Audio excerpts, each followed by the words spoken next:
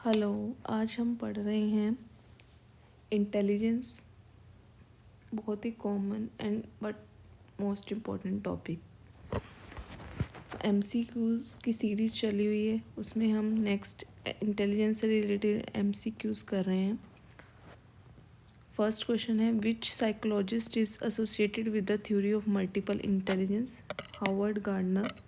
8 types दिए थे इन्होंने मल्टीपल इंटेलिजेंस के। सेकेंड है, who introduce the concept of emotional intelligence? Emotional intelligence theory जो है EI, वो गोलमैन ने दी थी। ये आपको सीधा याद रखना है कि इमोशनल इंटेलिजेंस किसने दी थी? गोलमैन ने दी थी।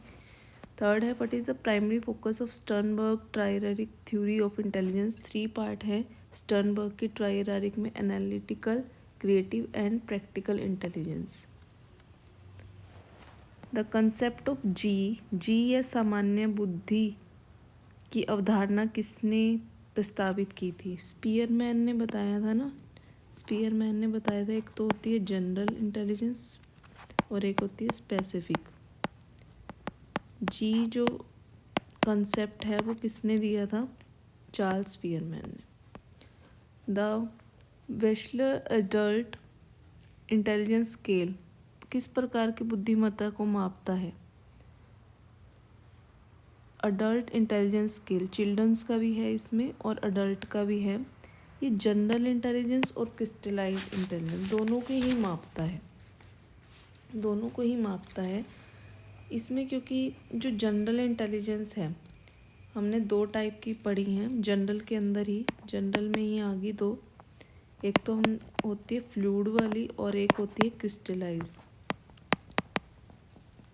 एक होती है द्रव्य, एक होती है ठोस। तो ये दोनों ही आगे, मतलब बोथ B एंड C इसका आंसर होगा। दोनों ही टाइप की इंटेलिजेंस को ये मेजर करता है। जो क्रिस्टलाइज्ड इंटेलिजेंस होती है वो क्या होती है? वो होती है जो एक्वायर्ड है, जो कि हम अर्जित करते हैं थ्रू एक्सपीरियंस, एक्वायर्ड नॉलेज, अर्जित ज्ञान, अर्जित ज्ञान जो कि थ्रू एक्सपीरियंसेस से हम अर्जित कर रहे हैं। जो नॉलेज थ्रू, वो है क्या है? क्रिस्टलाइज है। क्रिस्टलाइज इंटेलिजेंस में ये आएगा। Raven's progressive matrices primary measure verbal reasoning, logical and abstract thinking, emotional intelligent या फिर क्रिएटिव थिंकिंग। रेवन के प्रोग्रेसिव मैट्रिसेस मुख्य रूप से क्या मापते हैं? सबसे पहले आपको पता होना चाहिए, ये एक नॉन वर्बल टेस्ट है, नॉन वर्बल टेस्ट है, अशाब्दिक,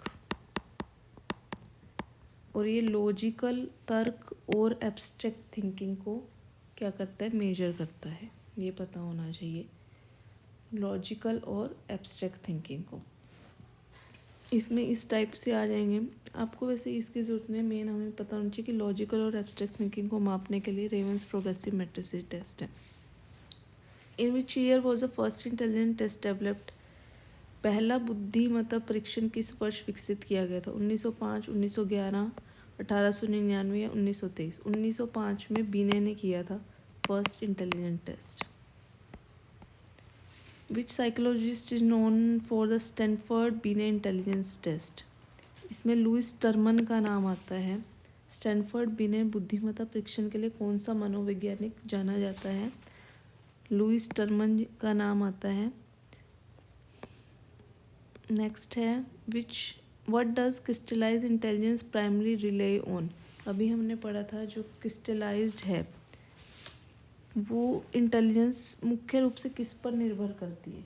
किस पर निर्भर करती है? ठोस जो बुद्धि है, जो हम अर्जित करते हैं ज्ञान थ्रू एक्सपीरियंस, अर्जित ज्ञान किसके द्वारा?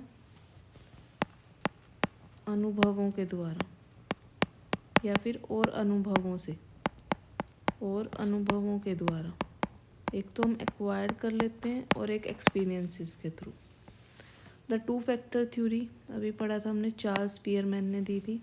विच of the following is an example of fluid intelligence. Fluid intelligence में आपकी लॉजिकल थिंकिंग आती है। लॉजिकल थिंक, हम कितना तर्कशील सोच पा रहे हैं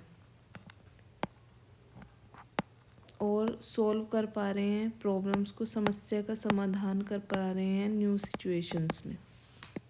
solving a new puzzle, remembering historical date से कोई मतलब नहीं है। वोकैबलरी और इससे कोई लेना देना नहीं होता वोकैबलरी का, वो क्रिस्टलाइज इंटेलिजेंस में आ जाता है।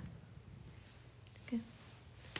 सॉल्विंग अ न्यू पजल जो है वो फ्लूइड में आता है, द्रव में। इमोशनल इंटेलिजेंस इन्वॉल्व्स विच के एबिलिटी, भावनात्मक बुद्धिमत्ता।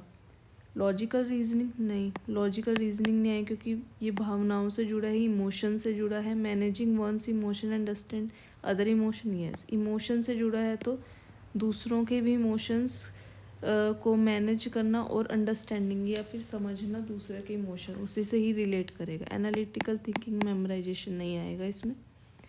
द स्टैनफोर्ड बिने इंटेलिजेंस के is primarily use to measure, ये बेसिकली आईक्यू के लिए था, जनरल इंटेलिजेंस को मापने के लिए था। Intelligent question. Who introduce the concept of mental as. Alfred बिने जो है फर्स्ट इंटेलिजेंट टेस्ट इन्होंने ही दिया था, मेंटल रिटार्डेड बच्चों के लिए था। Which intelligence is associated with understanding nature and environmental patterns, कौन सी बुद्धिमत्ता प्रकृति और पर्यावरण पैटर्न को समझने से जुड़ी है। Spatial intelligence, naturalistic intelligence, nature से, प्रकृति से संबंधित। लॉजिकल मैथमेटिकल, गणितज्ञ वाली, या बॉडीली काइनेस्थेटिक इंटेलिजेंस। इसमें तो आते हैं बॉडी मूवमेंट से related.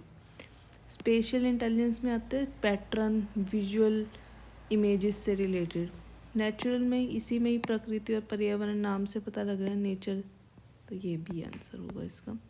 According to Cattell, which intelligence, R B Cattell ने 2 टाइप की दी थी ना, fluid and crystalline intelligence. Which intelligence declines with age, कौन सी बुद्धिमत्ता उम्र के साथ घटती है।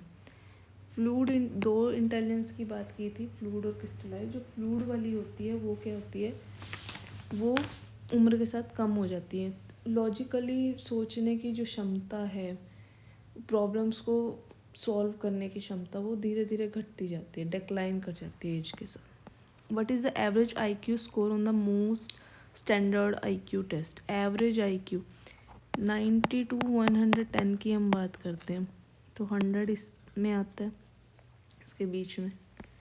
The concept of social intelligence. Social intelligence हमने पहले पढ़ा है कि जो थॉर्नडाइक थे उन्होंने इंटेलिजेंस के 3 टाइप बताए थे।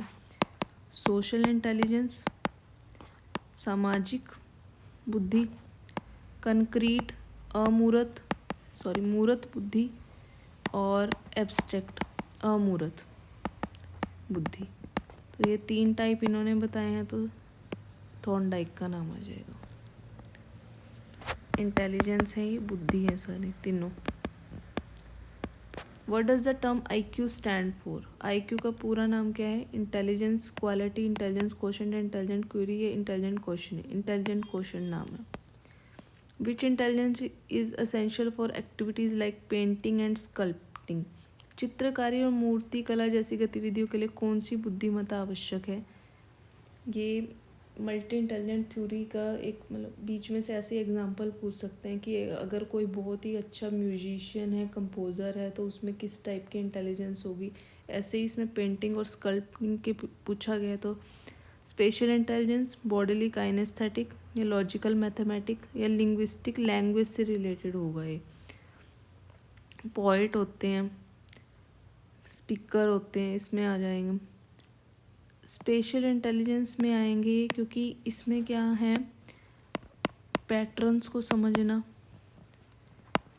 विजुअलाइजेशन, वो सब पेंटिंग एंड स्कल्पचर में यूज़ होती है।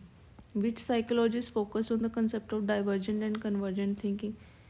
ये आपको पता ही है कि अब सारी सोच, या फिर अब सारी सोच, ये किसने दिया था। जेपी गिलफर्ड ने 2 डाइवर्जेंट और कन्वर्जेंट थिंकिंग की बात की थी।